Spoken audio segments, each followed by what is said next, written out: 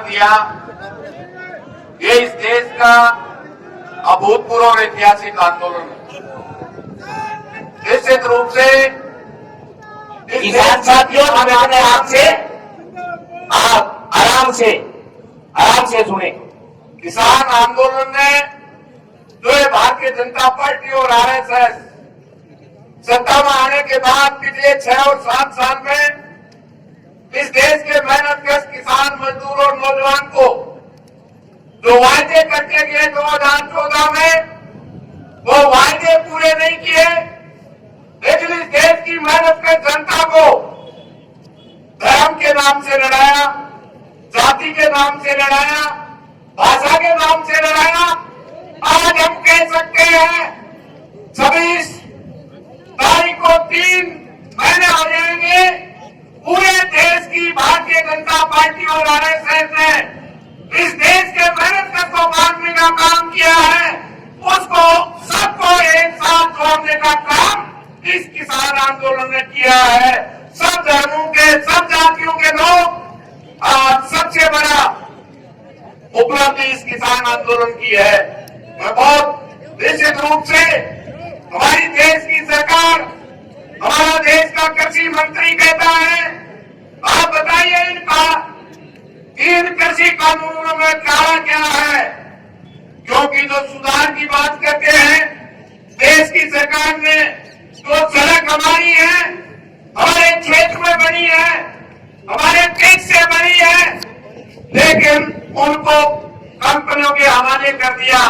सड़क हो, शिक्षा हो, बैंक हो, बीमा हो, रेल हो, हवाई अड्डा हो, इन 3 काले कानूनों से हमारी खेती को भी अंबानी, अडानी और वालमार्ट के हवाले करना चाहते हैं। इसलिए काला पूरा ना पूरा काला है।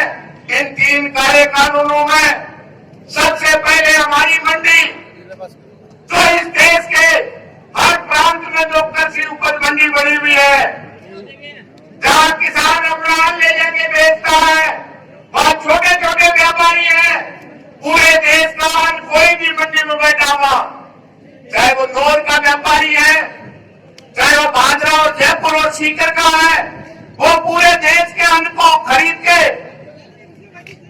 गोदाम में नहीं भर सकता।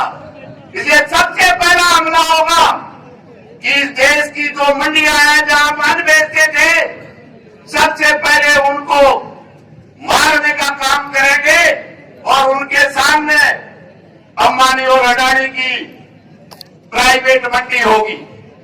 और प्राइवेट मंडी हो सकता है 1-2 साल 100-150 रुपए ज्यादा भी दे दे, लेकिन जब पूरे व्यापारी समाप्त हो जाएंगे तो लागत भी नहीं देंगे, उस किसान को लूटने का काम करेंगे। पहला हमला इस देश की मंडियों को समाप्त करके अंबानी अडानी की प्राइवेट मंडियों को स्थापित करने के लिए है। और जब हमारी मंडी समाप्त हो जाएगी तो जो न्यूनतम समर्थन मूल्य पे जो खरीदा जाता है, वो भी खरीद नहीं होगी। और जब खरीद नहीं होगी तो जो गरीब बीपीएल गरीब व्यक्ति को जो राशन में जब मिलता है, जब सरकार खरीदती है, खाद्य निगम की गोदाम में भरती है और फिर राशन में बांटने का काम करती है। इसलिए मंडी बंद होगी, सरकारी खरीद बंद होगी और राशन में जिस गरीब को राशन मिलता है वो बंद होगा। क्योंकि अभी कहते हैं प्रधानमंत्री जी कि एमएसपी थी, एमएसपी है, एमएसपी रहेगी।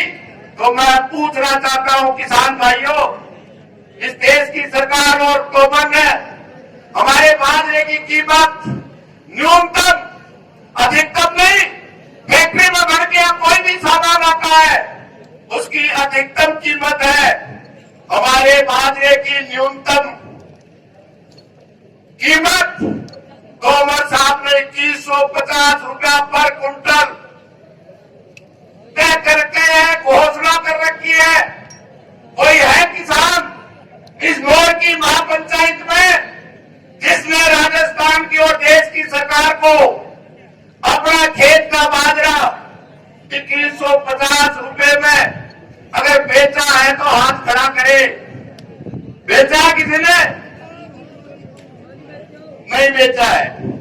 तो ऐसा ही जब 2150 नहीं 2250 कर दे, केवल समर्थन मूल्य आज की तारीख में अकेले राजस्थान में 23 लाख मैट्रिक टन बाजरा पैदा हुआ है, 15 लाख मैट्रिक टन मक्का पैदा हुई है, 1000 रुपया कम में बेचनी पड़ी है। और उसका नतीजा है अकेले राजस्थान का किसान जो बाजरा और मक्का पैदा करता है उसको 7,500 करोड़ रुपए का नुकसान हुआ है। अकेले राजस्थान को 2 फसलों में 7,500 करोड़ का नुकसान, और पूरे देश के किसानों को प्रधानमंत्री में 14,000 करोड़ रुपए देना चाहता है, उसे वही लेना चाहता है। इसलिए निश्चित रूप से इन काले कानूनों में न केवल ये होगा बल्कि ठेका खेती निश्चित रूप से वो कंपनियां होगी।